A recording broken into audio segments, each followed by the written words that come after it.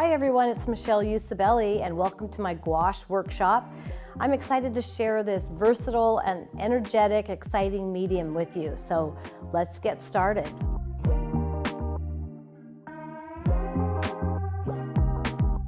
I'm going to share first off my tools of the trade. So to start out working with gouache, I'm going to be working on a Stay Wet palette. This is a great palette for any water-based medium. It's in a plastic container. There's a pre-wetted sponge underneath and special paper that continues to pull up and absorb the water as I paint, which keeps my gouache or acrylic, any water-based paint, workable for many, many days, especially when I put the lid on at the end of the day. I have my palette set up with my gouache paints. I set up similar to the color wheel. I start with my cools, go into my purples, my greens. I've got some burnt umber up at the top, which is one of my go-to colors. Ochre into my warms, starting with my reds and my oranges, ending with my yellows. And then down along the bottom, I have my white, a very neutral gray, and some of my favorite go-to more pastel tones. And I also, with acrylic as well, I have black on this palette just because I do find that I can use the black to lessen the chroma and kind of desaturate the colors. Also continue, I keep a water bottle, little spray bottle with me. This is super important, especially when I'm out plein air painting. If I can do a quick mist on my colors every few minutes, it will help to keep these gouache paints workable for many, many hours. Typically, I will use a filbert shaped brush and a bright. Those are my two go-to brush shapes. And I will also use rubber scraper tools. It's a little bit challenging with a water-based medium. Gouache dries so quickly, but you'll see a lot of times I will come back in and scrape in with this rubber tool.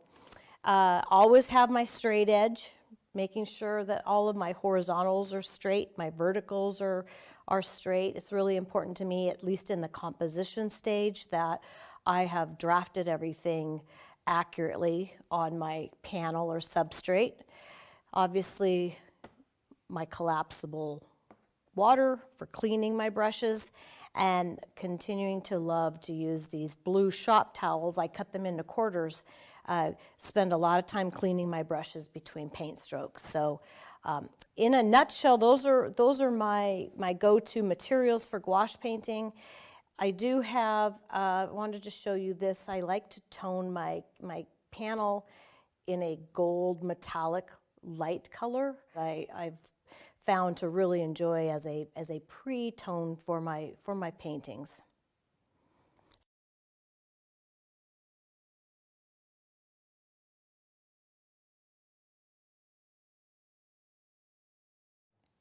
So let's take a minute to talk about the scene we're going to be painting today.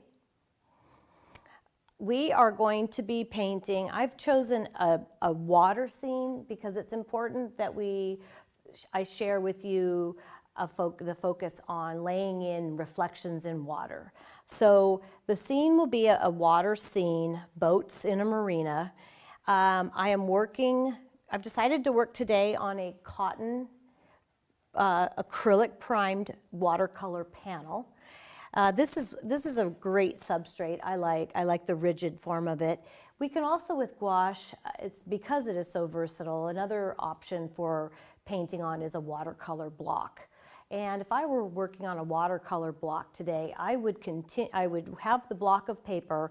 I would still tone it in that acrylic metallic color, and then just work on the watercolor block. And a lot of people will say, well, what do I do with that paper when I'm done?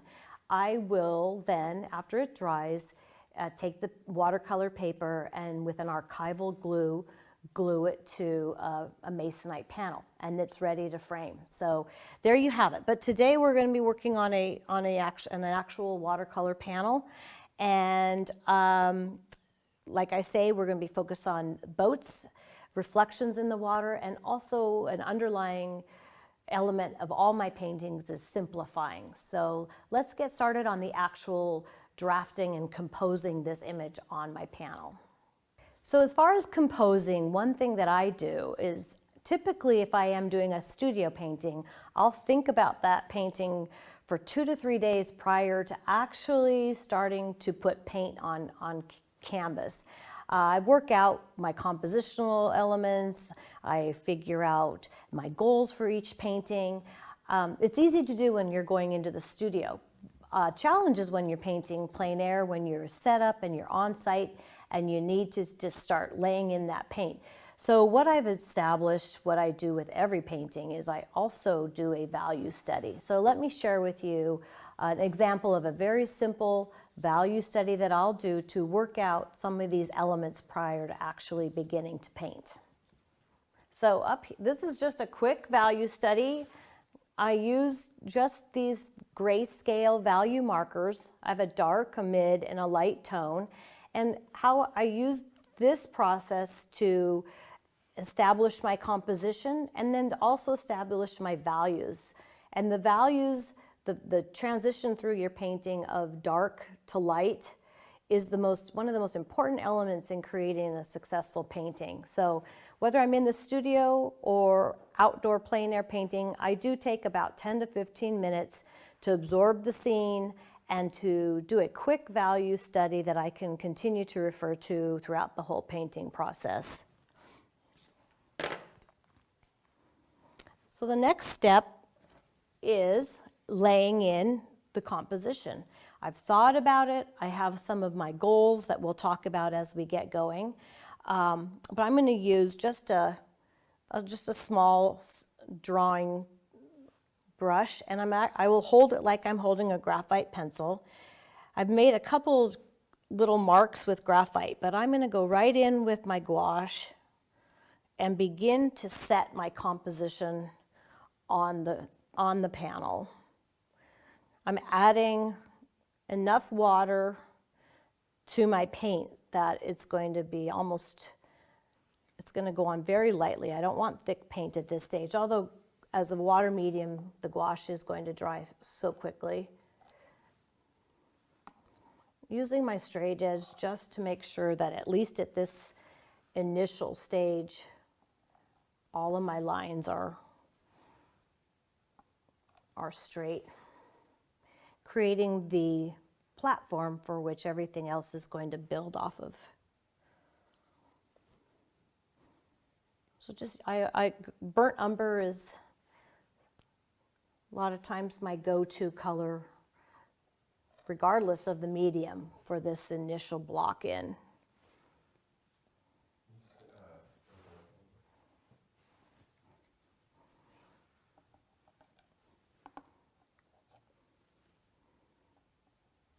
And I find using a straight edge just helps me stay more accurate with this design stage.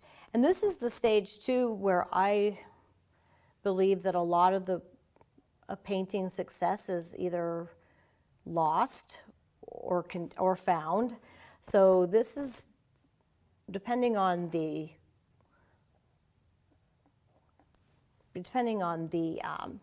composition itself. Simple compositions are not quite as important, but this is the time to really slow down and make sure that it's drawn correctly before you continue to the next step of laying in the actual color.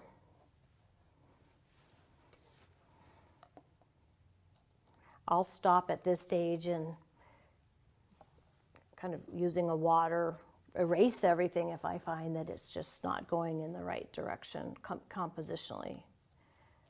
I'm working on a 12 by 9 size panel, and our goal we talked about was to really focus on the reflections in the water and simplification.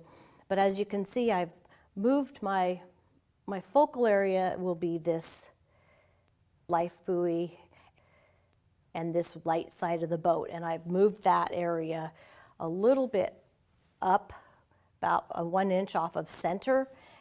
And I want to create this feeling of coming into the painting. I'm trying to lead the viewer through this particular painting, and that's my way of creating that foreground space that will draw them in there.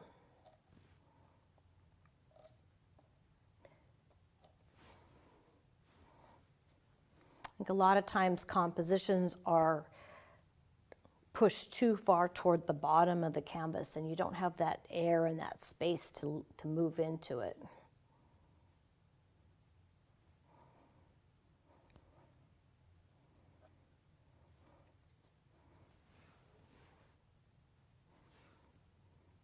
And at this stage too, it's a matter of finding your composition, but then you may lose it as you start to apply paint. So it's kind of a practice and a study of finding and losing edges as well.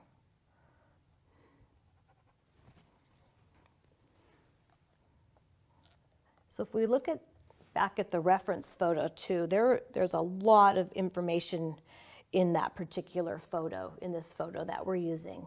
So we also want to think about how to simplify this scene and how to keep the viewer's focus in this area and kind of let the other areas take on supporting roles. We don't want to get too busy and too fussy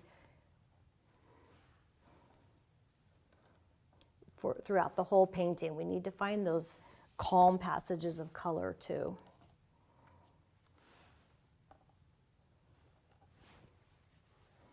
So right now I'm just thinking of using these strokes to create a platform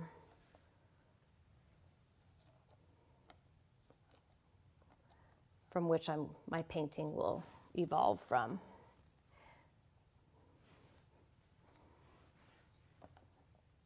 And I'm thinking in my mind about the flow. How do I want the flow to go? How do I want to lead the viewer through this painting?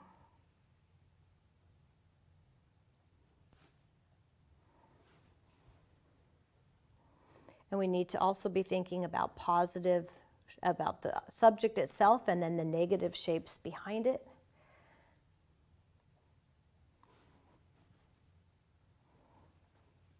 So I'm happy.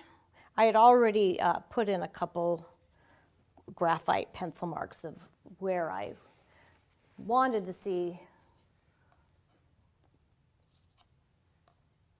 this composition going. So I'm happy with how this looks. So at this stage, this is as far as we need to take our composition, the drafting element of the painting. It's a good time to step back and really look at it and reaffirm that you've created this flow that you wanted to in the start. And if we're happy with our composition, it's time to begin laying in our darkest darks. So my next stage of the painting process is to lay in my darkest darks. And the reason I start with this stage is that I'm establishing the platform from which the rest of my painting is going to grow. And once I've established and I've laid in my darkest darks, I know that nowhere else on that painting will I have a dark that's as dark as what I've already put down. So the whole process to me is comparing what I've already painted versus what I'm about to paint. So let's put in the darkest darks. And my first question that I need to ask myself before I even begin to put the paint on the canvas is, what's the temperature of my dark? Is it a warm dark or a cool dark? And because I'm having my darkest darks, if we kind of refer back to my study, I've created the platform with my darkest darks are going to outline and support this focal area. So I will have my lightest light against my darkest darks. because the darks are in the water, let's mix a dark color that goes toward the cool. So I'm going to mix a little ultramarine blue with a little dioxazine purple, and we're going to use that cool tone as our dark color. And this is an area where your value study can come in handy, because we can refer to that value study that already has laid out that dark pattern.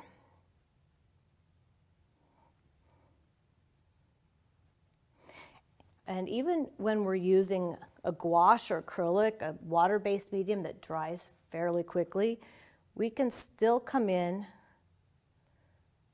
right away and use our rubber scraper tool to scrape away and create some variation in those dark strokes.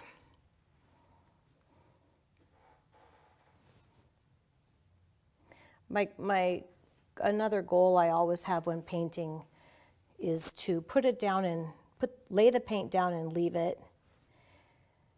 We have a lot more flexibility though when we're working with gouache, because if we just wait a few minutes, we can come back in and layer on top of what we've already put down. So from that regard, gouache is a very forgiving medium to work with.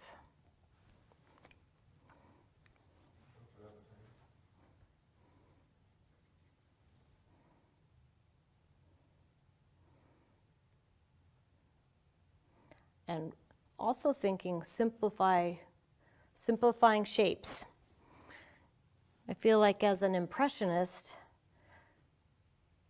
painter, you're really spending a lot of time focused on what to leave out of your painting versus the information to put into your painting. And what you leave out, there's an air of mystery. You want to add enough information to give the viewer who's observing your painting information about the painting, but you want them to fill in their own story.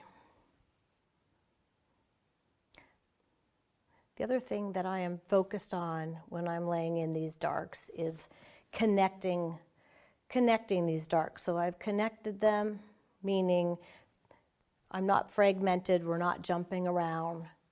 All of these darks are connected, which creates another way of reinforcing a solid platform, establishing the base of your painting.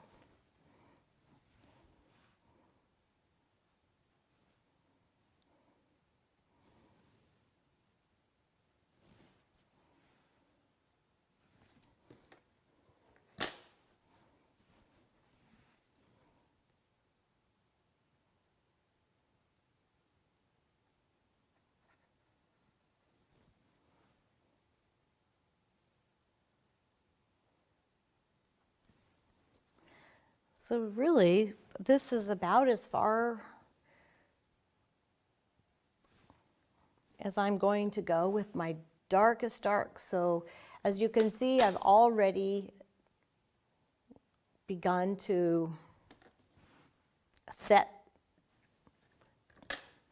the platform from which everything else is going to grow on this piece I'm going to build from. So now I know that nowhere else on this painting, when I lay my paint down, will my darks be as dark as what I've already put down. And this dark against the focal point and the light side of the boat really is going to help everything pop as well.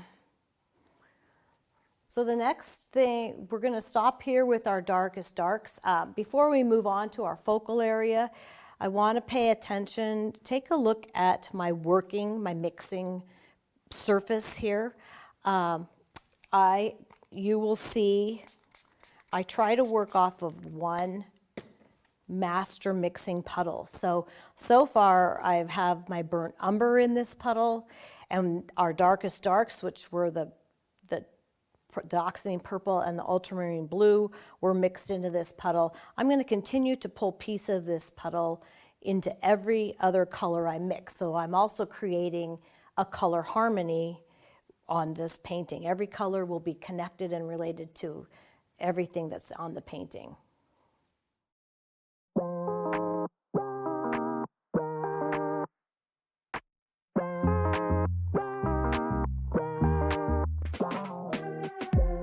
Hi everyone, it's Michele Usibelli and welcome to my gouache workshop.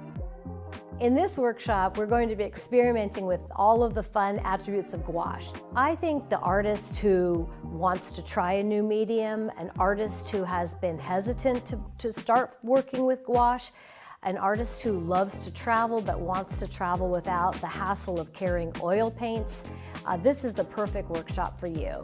There are many different ways to approach painting in gouache. I myself approach gouache as I would an oil painting. I have a plan, I follow the same process, I tone my panel, I lay in my darkest darks, and I work out from my focal area toward the edges of the canvas. The one difference I do find, which is actually very freeing, is that with gouache, we can always go back in and layer on top of the paint as it dries so quickly. If you've always wanted to paint with gouache, but didn't really know where to start, I hope you'll join me for this wonderful workshop where we'll explore all the fun attributes of this amazing medium.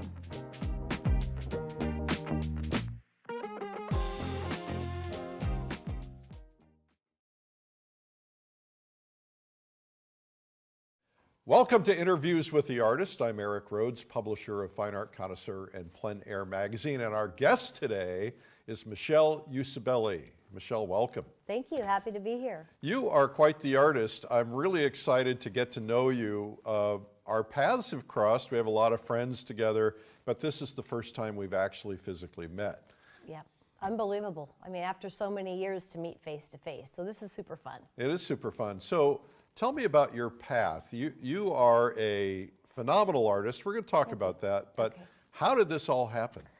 Gosh, I mean, it was a circuitous path for sure. I started out, I always, even as a child, loved to draw, thought I would be an artist, and then followed the path to become an architect. So practiced architecture, and then kind of had a travel bug and really needed to move. I think a lot of us artists are very full of energy and we need to keep busy. So transitioned into the travel world and spent many years as director of marketing for different travel companies, Holland America, Aramark, and it wasn't until I had my second child that I stopped and said, what's really the passion I have? And that was painting. And so took the time then to kind of start on this artistic journey. So I'm going to go backwards just a little bit. First off, I want to go to architecture. Okay. What was it about architecture that was appealing to you? Well, it's funny because it's transitioned so far away from that now. But originally I always loved drawing and architecture, the structure, the form, just that rigid, linear approach to life is what I loved about it. And it did, in retrospect, being an architect just really laid out the platform to become a painter because of all of my drafting and drawing, technical side of drawing. It's been really helpful. So my understanding from a friend whose daughter is in architecture school right now, they had completely abandoned drawing as part of the program because of CAD, and now they're realizing that architects don't know how to draw, and so they're now forcing them to go back to learning to draw because you're sitting at the kitchen table and you're trying to draw out a concept. You need to be able to do that. Exactly, and I'm old enough that when I graduated and was working for a large firm in Seattle, the CAD system was just coming on board. So I was probably the last of the architectural school where we did spend 4 years fine-tuning the technical drawing skills. And I know that did happen. We got away from that. CAD took over, and I'm so happy to know that we're kind of going back into that actual being able to draw because it's super important. I understand, I don't know this for fact, but I've been told that architecture school is almost as tough, maybe tougher than medical school. It's because, you know, they really discipline you on deadlines and impossible workloads. I mean, it's all of the above, and I think one thing, I mean, you have to almost have the two sides of your brain working, because it's a creative endeavor, but then there's also that side that's structures and statistics, and it's very much a STEM subject as well. I had a studio my last 2 years of college. We had a studio where my particular group lived and worked, and I had a change of clothes and a toothbrush there, because there were nights when we were working on projects where we just kept going through the night and school started the next day. So it was an intense program for sure. So what was it that you were designing, or what was it that you were passionate about designing? I thought, I always, for a long time in high school, I thought I'd be a fashion designer. I used to sew my own clothes, I would make my own patterns, I would get an idea in my mind of what I wanted to wear, and I couldn't find it, so I'd make it. And I was drawn to architecture because of the creative side of it, and I thought I would become the next Frank Lloyd Wright. I was really interested in residential design and really pushing the limits there. And I have been known to be called a little bit impatient. And so I think when I got out and was actually working, my first job was working on a grocery store remodel for a chain, and we were doing reflected ceiling plans. And I don't know what that is. all we were doing are lighting, like schematics for lights, and I just, you know, that creative side that I thought was going to just jump right down and get going wasn't there. It was kind of boring, that part was. Kind of. And what It was did you end extremely up when you boring. ended your architecture career? What were you doing before you ended? I was working on a project for Saddleback Hospital down in California, and I was doing, well, that was the second to the last, so doing some details of structural connector joints for the hospital. And then my last project was a 2 Union Square, which was being built in downtown Seattle. And my involvement with that was all of the structural steel drawings for this particular high-rise that was being built. And kind of a funny story about that, at the time my brother was working for the construction company that was building the building, and he called me and said, I'm ordering all this steel for this construction, and I looked and I saw your name on the bottom of the drawings, and now I'm really worried that I'm ordering not correctly, because I know you, and I know how you just fly by the seat of your pants. So I think that was the last project I worked on. I'm not going to do this anymore. Yeah, I said, okay. So your inspirations, obviously every architect likes Wright, but were there other inspirations as architects?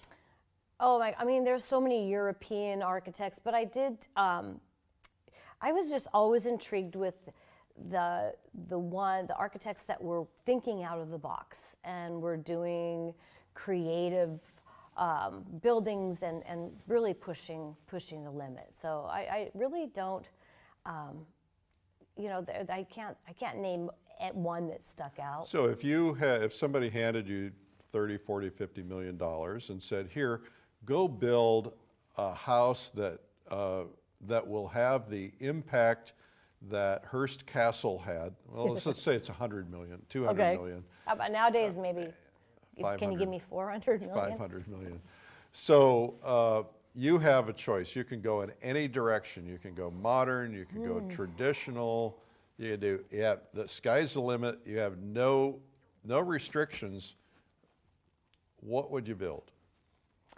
Well, I mean, obviously what I would build has changed through the years, but I think now, kind of at the stage of life where I am, kids have kind of gone through college, left the nest, parents, people are getting older. I would probably, with that money, I would create a series of residential family compounds where you have a big piece of property, you have the main house or kind of like the community center, and then everybody with the concept that families are able to continue to build houses on that property, so we're all together, but do that in pods. I mean, it's kind of the tribal, this is my gathering spot mentality. You've been reading my mind, because I told all my friends when I was 25 years old, I want to buy a couple hundred acres on a lake somewhere, and I want to plot it out, build a community center, and I said, I want each of you to build a house. Exactly. So that we can all be together. Are you Italian? No, I'm Italian mom, no. so that's what we do. But anyway, it sounds fun. So there are a lot of really terrific architects. Let's switch that. There are a lot of really terrific artists who were once architects. I agree. Is that the drawing background? What do you think it is? I think it's a few things. I definitely think it's the drawing background is a very important factor in becoming a successful, being successful at being an artist. And I think that at least the friends that I know that were architects and now amazing artists, we all have a creative vein running through us. So I think you're attracted to architecture in the first place because of that creative factor of that profession.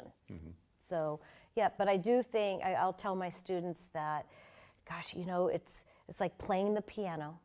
I took piano lessons for 10 years, and you need to start in steps, and the first step with artist is drawing. It was like the first step with the piano player is learning your notes and playing your scales. So it's a building process. But architects we've had a lot of drawing. I had a friend who went in for an art lesson, never had any experience in art, and in the lesson they were drawing cones and balls for shape and shadow, and she didn't go back because she was so bored. And I equate that to going to a piano lesson and having to do scales without having a sense of accomplishment. In other words, I think you've got to be able to play Mary Had a Little Lamb, if nothing else, or start of it, so that you feel like you're doing something. And this is one of the things I'm trying to do, is to create training that helps artists get engaged immediately. Because you and I talked about this before. Right. So many artists will, they'll start out and then they'll give up, and they convince themselves that they don't have what it takes, which is really not true, because everybody can do this.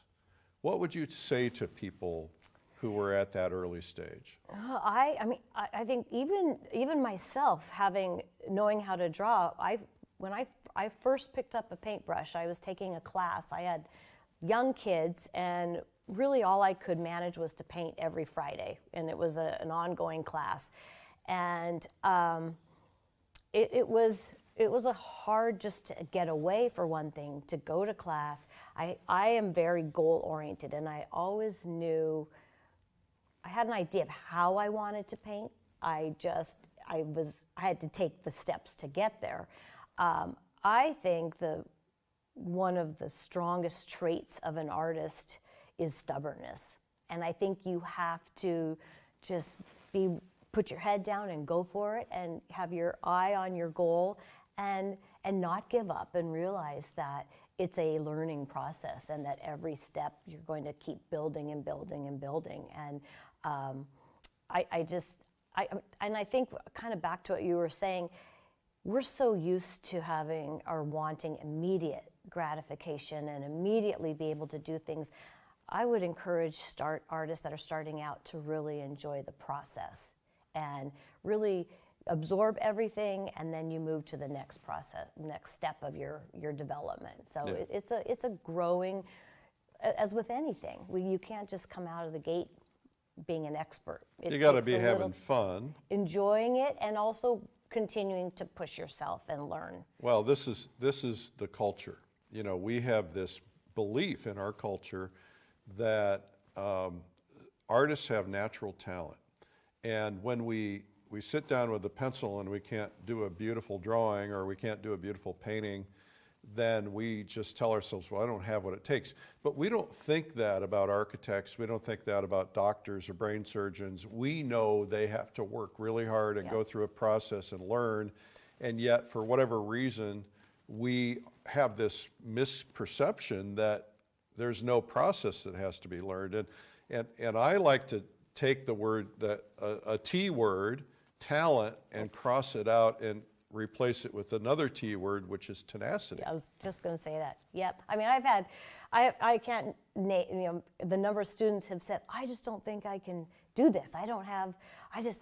It's not in me. And I said, of course it is. It's in everybody. But what you have to have in you is tenacity, stubbornness, have the I guess maybe it all boils down to passion, and patience.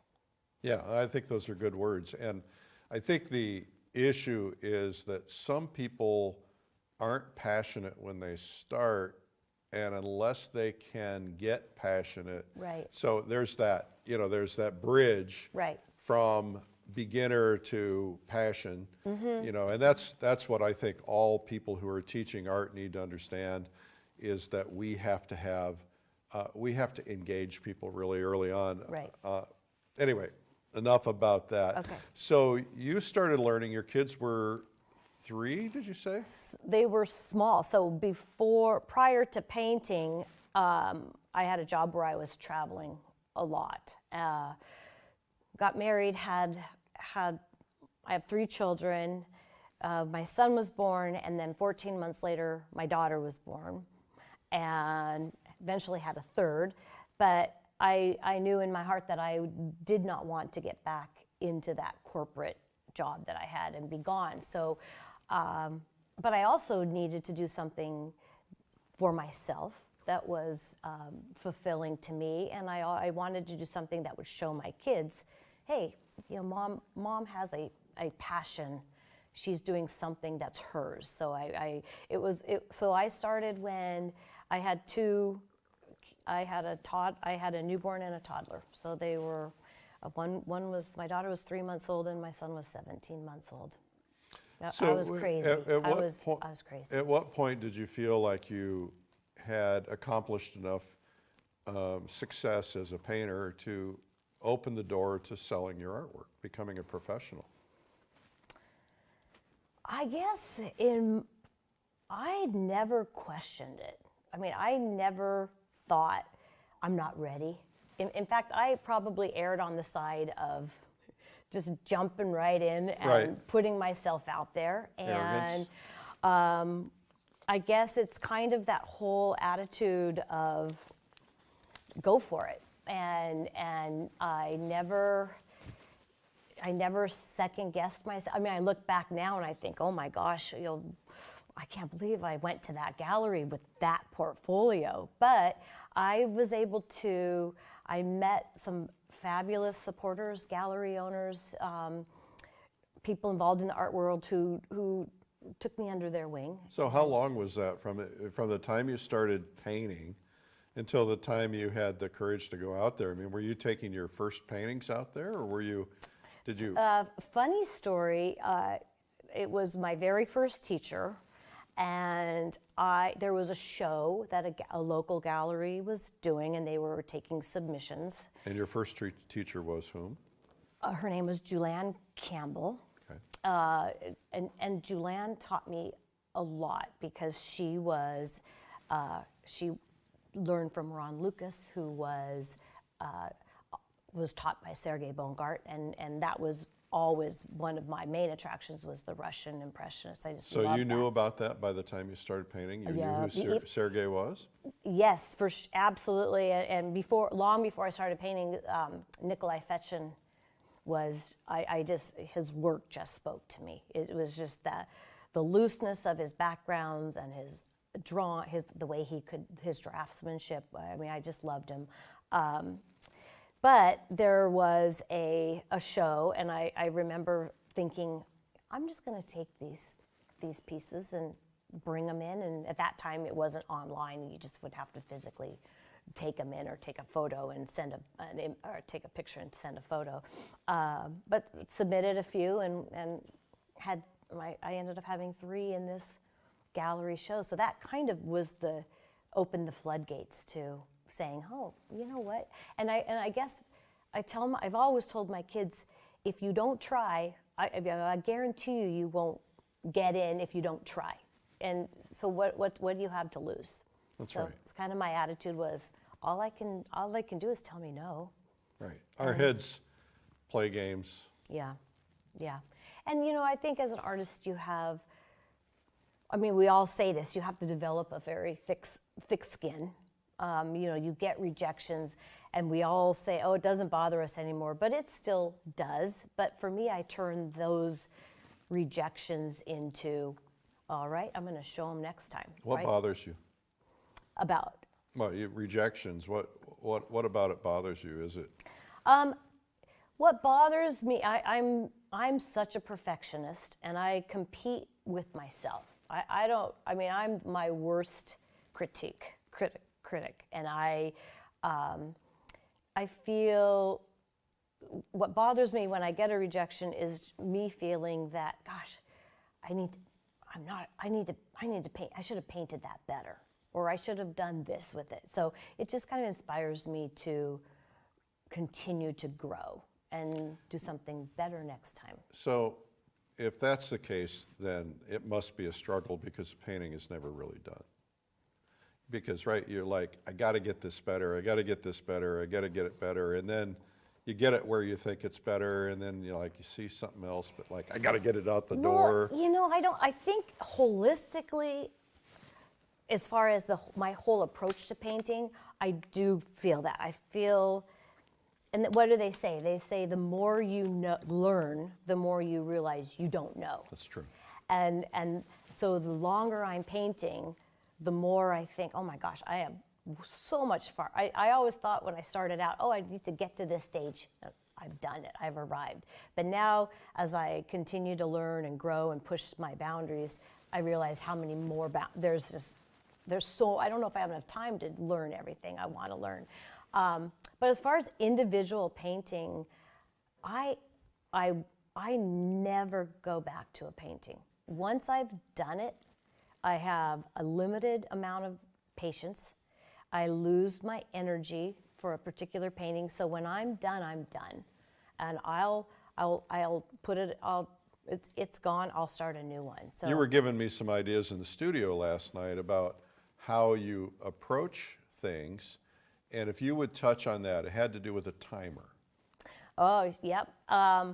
So for me, it's really important that I create a painting or paintings that are technically correct, the drawing's correct. But I feel for me, there's a difference between a beautiful painting that's just a pleasant painting to look at, and a painting that really draws you in and makes you want to get closer and look at the strokes and really analyze it and keeps the viewer's attention on that painting, and just an internal energy that certain paintings give off. I think one of the key elements to creating a painting that has that life to it is not overworking it. And it's, I think, why all of us are so drawn to plein air work is because those pieces they're direct, they're spontaneous. You lay the paint down and you leave it, and there's an energy that's created in that type of painting that I find when you're in the studio, you've got all the time in the world, so you tend to overwork and take too much time to think while you're painting. So when I go to the studio, if I'm doing a studio piece, I'll always set my timer for 2 hours, which is the maximum time I would spend on a plein air painting. And when the timer goes off after 2 hours, I make myself stop. What do you do when you're painting? Do you listen to music? Do you listen to podcasts? Do you just have it quiet? I listen to silly rock and roll, loud, kind of, I paint very, it's a very active Yeah, so adventure I for learned me. something. I was listening to a training session on the subconscious mind. And one of the things it was talking about for creative people, for writers, etc. This was targeted to writers, but it said the best thing you can do is crank up the music when you're writing, which is hard for me because it's like, how do you think and hit, you know? But what it does is it takes the critical mind out of things, and you become responsive. You and I talked last night about some of the best paintings we've done were paintings where we were under pressure and it had to be done fast for whatever reason. Right. You didn't have time to think. You had just nothing but instinct, right? And when you crank up the music, you actually force yourself into more of an instinct mode where your subconscious is in control rather than your conscious mind. I think that's so true. And also, you know, with the music going, or if you're not static when you're painting, you're able to create these brush strokes and these movements that translate onto your canvas or panel. It is funny because when I'm not in the studio, even going to bed at night, I'm thinking of 1,000. Yeah, I wouldn't want to be inside your head. It's got to be pretty No, my crazy. husband always says, "Oh God, I always say it's kind of like a hoarder inside there. There's a lot of stuff going on." But the studio is the only place where I am focused on the task at hand, and that's painting. Yeah. And you know, there's a constant when I'm painting though. People will say, well, "Is it just so relaxing to paint?" And I say, it's the absolute opposite of relaxing. Yes, I'm focused, but I'm also continually going over in my mind. I'm thinking about temperature shifts and edges and values and all these elements that need to come together to create a successful painting. That's my dialogue when I'm people painting. don't understand the depth of all the different things you have to think about. Always, right. I actually just created, we're going to introduce it at the Plein Air Convention, I just created what I call a pre-flight checklist, because I was a pilot, and then a post-flight, post-landing checklist. In other words, here are the things you got to think about before you start. Here are the things you need to think about before you finish, because we forget so many little things. Right. I think the music thing is fun, and what's fun to watch is to see how other people paint, because I tend to paint my brushstrokes to the beat of the music. Yep. Which is really weird, you know, because you're doing this and you're having fun, or if you got classical music on, you know, you're sweeping big brushstrokes, and it's a lot of fun. It's fun. My dog is always in the studio, and you know, he looks at me like, "What is happening now?" Right? Because we're moving. Back to what you said too, like the pre-flight checklist. This is not the case with plein air painting, but in the studio, before I even put paint to canvas, I've thought about my painting for a few days. Have you really? Prior. You know, by the time I get to the studio, I set up, I've thought in my head about composition. I have, along with all the elements that we've just talked about that kind of need to go into a painting, I've set a primary goal for that particular painting. So maybe I'm going to really focus and push temperature shifts, or maybe I'm going to push value shifts. So before I start a painting, I've mentally painted that in my mind for a few days. I just never start cold. Yeah, well, that's a sign of a sick mind to be so prepared.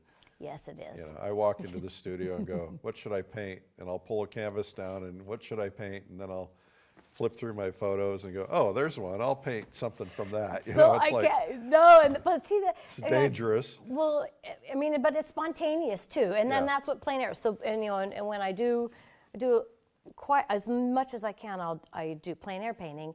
But because I have such a process, I have to set up, and then I need to step back and make myself take a breath and do a value study or something that's going to just get me in the mindset and set what your intention is for that particular painting. When you do a plein air piece, what's your process? Sketch first? Yep, and my process is not that much different than a studio piece, other than I haven't been able to think about it for a few days before I go and set up. But I will absorb. I get out, and you know, it's why a plein air event is fun and challenging at the same time, because we all have our favorite places to go paint. But when you're in an area you don't know, you need to absorb. You need to feel it and smell it and sense it and get a feel for what that area is. So I will set up. I will do a quick value sketch, and then establish my goals for that particular piece. If I'm doing a small 9x12, I will get that done in 2 hours. If I'm doing, I'm not a super fast painter, so if I was doing a 20x16, I would come back. Same spot, come back, same time of day. And hope that we've got the same weather that we had the day before. My wife said last night at dinner that you gave us a painting. Thank you very much for that. You're welcome. And she said, I can smell the air in this painting.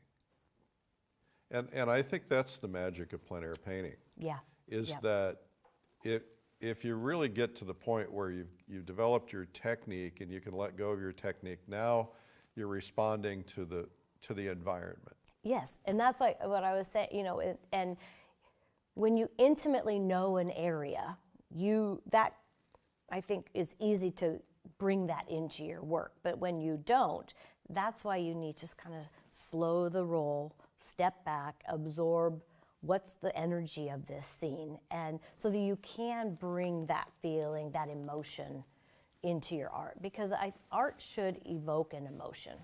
You know, it should make the viewer feel, oh, I can smell the salt air, or I can, you know, hear the bees buzzing, and that's why really taking time to bring some real feeling into the paintings, I think, just makes that painting jump to the next level.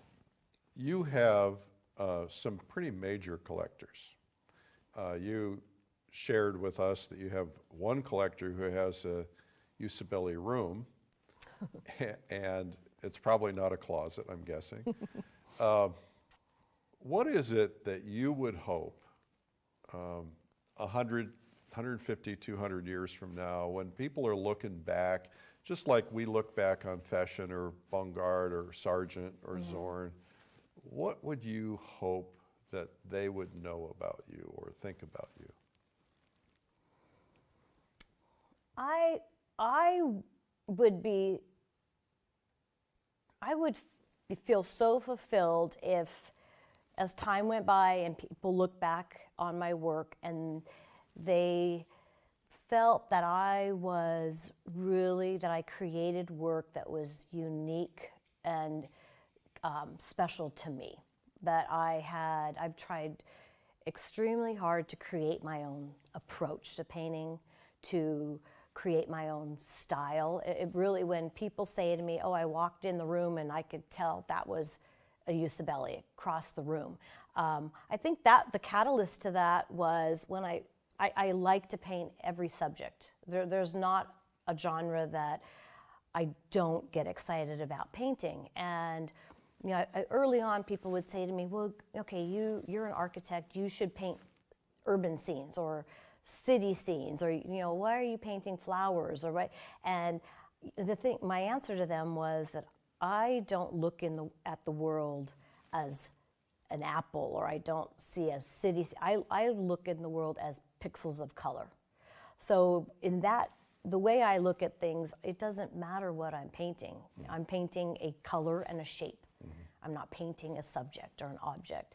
So I've really just trying to take that and say, okay, if I'm not going to focus on one subject matter, and if I'm going to be painting all of these different subjects, I need to have my own look so I can cohesively have a very put together grouping of artwork. Does it change? Has Does it your look changed? change? Oh, yes, and it will, and It'll it continue evolve, to. you know, if coming right when I started after architecture, everything was very tight and very precise and linear, and had to throw away the small brushes and only work with big brushes so I could loosen up. And a lot of, you know, collectors, supporters, they're like, why, I don't know about this direction. And as an artist, we've got to allow ourselves that ability to experiment and change, move, adapt. You know, it's all part of the growth process. It's fun to watch artists. I know a couple of them, and to watch their painting evolve over the years that I've known them, or looking at their earlier work. And everybody's different. Some of them start out, the typical pattern is they start out very almost photorealistic, tight, and then they evolve into the point where they become very abstract. Others start out very abstract and evolve to tight. I mean, so it's really interesting, and there's not a right or wrong. It's just, whatever you love. And I think part of that is because we don't want to get bored, and we want to be interested and try to push ourselves into new things. So you mentioned Nikolai Feshin as one of your heroes. If you spoke Russian, or if he spoke English, I don't remember if he did, but, and you could sit down with him for dinner, what would your goal be to leave with? What answers would you want to leave with? You know, I mean, I think my first choice would just be able to sit in his studio and watch him paint. I think learning and observing is, I mean, for me as artists, we're visual. So I would love to, first off, I would love to just be a fly on the wall, just sit and see how he approached his canvas. And I would love it if he would be talking about what he was thinking while he was painting. And, you know, I know, you know, having a conversation with him, I think I'd love to just kind of talk about his internal journey with painting, and what he did to overcome times in his life where he felt like he might have lost that creative, you know, energy that kind of pushes you forward. Because I think all artists, we go through these almost manic phases where we're going, and then we have maybe these lower phases where we are, you know, trying to go, are we going on to another level? Are we going a different direction? And so, you know, how did he get through these kind of peaks and valleys of being an artist? Yeah, his milestones. Yeah. And how did he break through them? Yeah. That's really interesting. Well, this has been fascinating. Been fun. We could probably go on for hundreds of hours. 4 more hours? But it's been really terrific here. I think that you mentioned it would be fun to just watch him paint. And, you know, it's a different world today. I mean, there is one small clip, maybe 15 seconds of Monet painting outdoors of film. That's all we've got from the past. And today, you know, 100 years from now, someone will be able to watch you paint on video, to be able to understand what's in your head. You know, we have books, we have notes from students, but there's nothing like being able to capture the essence of the true artist. Right. Why do you paint? I have to. I mean, I think as anyone who's creative, my mother-in-law is the writer laureate for the state of Alaska. She writes because it's in her. She has to write. And I think we paint because if we're fortunate enough to be able to do that, I don't think an artist can imagine a time when they wouldn't paint. So I paint it's just a way of expressing myself. And I feel grateful every day that I'm able to do that. Terrific. Well, thank you for being here today. Thanks for having me. This was fun. Our guest today, Michele Usibelli. Thank you for watching Interviews with the Artist. I'm Eric Rhodes.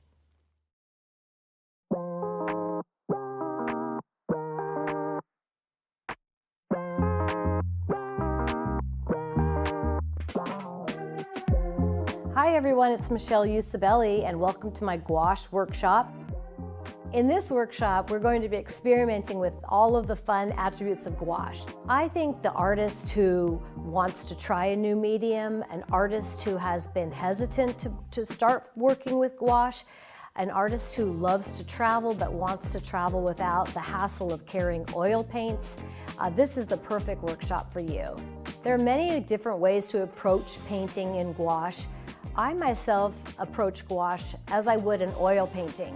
I have a plan, I follow the same process, I tone my panel, I lay in my darkest darks, and I work out from my focal area toward the edges of the canvas. The one difference I do find, which is actually very freeing, is that with gouache we can always go back in and layer on top of the paint as it dries so quickly. If you've always wanted to paint with gouache but didn't really know where to start, I hope you'll join me for this wonderful workshop where we'll explore all the fun attributes of this amazing medium.